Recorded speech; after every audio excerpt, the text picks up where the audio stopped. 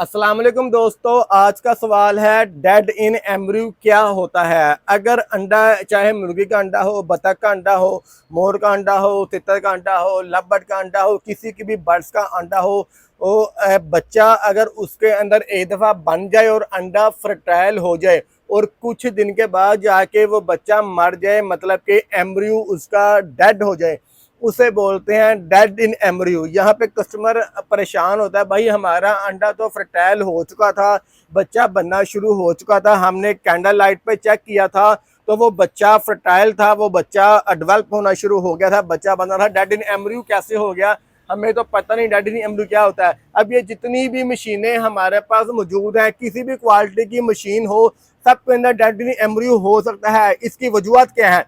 Temperature का दुरुस्त ना होना, ह्यूमिडिटी का गलत होना, अंडों की खराब क्वालिटी, फर्टिलिटी का मसला, ब्रीडिंग बर्ड्स की कमज़ोर, न्यूट्रिशन का मसला, अंडों को गलत तरीके से स्टोर करना, इनक्यूबेशन के दौरान टेम्परेचर में बार बार तब्दीली, या इन सब में मशीनों में जो भी वेंटिलेशन का मसला आता है, मेल्ट्रेशन के मसले की वजह से भी डेड इन एम्ब्रियो हो जाता है।